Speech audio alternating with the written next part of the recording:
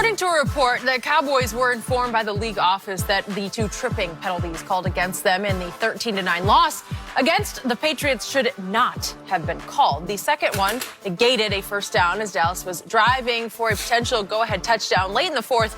Instead, the Cowboys turned the ball over on downs after a long fourth down conversion to Amari Cooper got overturned by replay. So, Skip, does this make you feel better? No, it just angered me even more, infuriated me even more, ripped my guts out once again. You. Yep, it did, because I'm going to say this all the way to my grave. I believe the Cowboys would have won that game without that tripping penalty. It felt special. It felt like my quarterback was going to out Brady at Brady. It felt like he had heated up with his glove on his right hand. He had figured out how to control the ball and put a new grip on the whole game. He was finally deciphering Belichick's defense. He was on a roll, and he had just completed a first down conversion pass on 3rd and short to Ezekiel Elliott, and here they came. And all of a sudden, a tripping penalty knocks them clear back into what became 4th and 11. Then he throws it to my ghost of a receiver named Amari Cooper. Used to be my favorite receiver. It was raining. Yeah. You know, it's hard to catch in the rain. It was definitely raining. Okay. Yeah. But he should have caught that ball, and then we would have been set up for the concluding few plays to win the football game. You wasn't winning. This is the story of my year.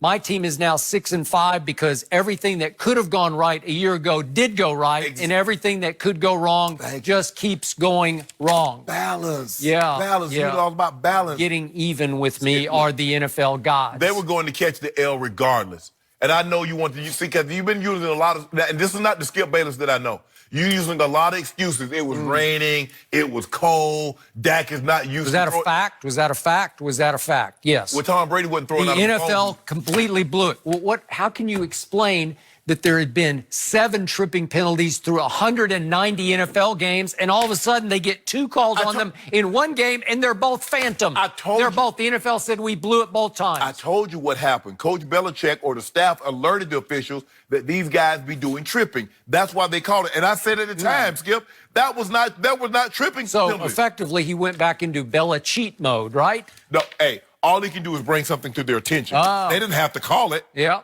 But also, Skip, okay, let's say, just say for the sake of argument, what about those 10 other drives that the officials did not call tripping on?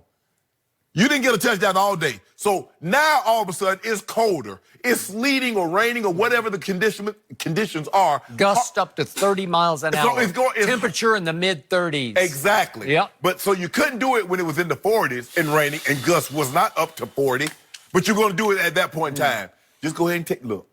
All you was doing was delaying inevitable, because you had me out there in the cold longer than what I should have been. Get me to the room, let me get showered up, let me get on the plane and get back to Dallas so I can get ready for Thanksgiving Day. That's what you should have done. You had no chance of winning the game. So I'm sorry the NFL brought you that bad news and gave you a glimmer of hope. See, I told you, that was just another, all the NFL did was give you another excuse to talk about why your sorry Cowboys lost the game. Admit it. They're not exactly what you thought they were. They have not been, because they can't make the play at the moment. So what it good has is that? been so close. Do you remember the Randall Cobb play at New Orleans in a 12-10 game? Could we see that play? This is a rifle shot from my quarterback, 12-10, and I'm thinking, this is it. I'm not. It looked like he was gone on this play. What a throw that was. And I thought, oh, he's just getting, no, he hasn't escaped. And the same play happened effectively at New England earlier in the fourth quarter. I thought he was loose on the sideline. I did. Skip, you see the way that man running, he ain't loose. Boy, he sure looked loose to me. I mean, McCoy. You know what? If Aaron Rodgers had thrown that ball in Green Bay, he would have trucked to the house. First of all, Devin McCourty looked like he had the ball the way he was pulling away. Okay. Pulled up on it and then punched the ball out of his hands. Well, what happened to Randall Cobb, who could fly? Do you remember him last year against the Bears on opening night? Remember when he broke away? That was a lot of zigzags. Okay. But no. Okay. I'm sorry. See, NFL, this is what you do. And see, that's the last 2-minute report. Because all it does is give people false sense. See, I told you, no, you wouldn't. Skip, you were not winning this game. So do you realize my team hasn't been blown out one time?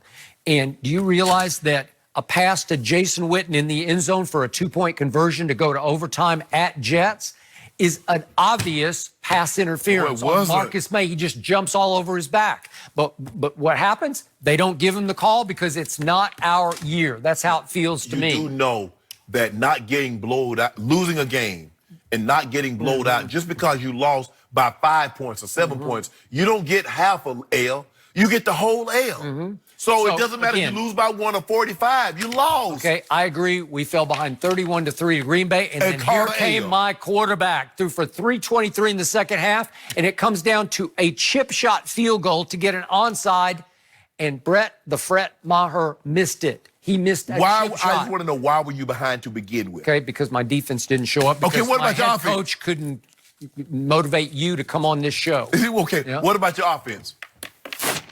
What about it? He came back. He threw for 463. I'm trying to figure out why you had to come back. Well, you get 4 quarters. Yeah, exactly. And you lost all of them. Yeah. You lost all of them. Okay, he threw a pass in the first quarter that hit Amari right there in his hands, and Amari continues to say, I blew it. And it blew the whole game because the pass got returned, the interception was returned for 53 So one yards. play now determines the game in the first quarter. It did. That one did. Your quarterback didn't play well. And then it brings me to the Jenny Memorial Vikings game. And what happened? My quarterback goes from the 6-yard line all the way down to 2nd and 2 at the 11. And then all of a sudden, the game goes back to Zeke, and Zeke. And we are Zeked out. And we are done. And they put the ball in your quarterback hand, and Dak out.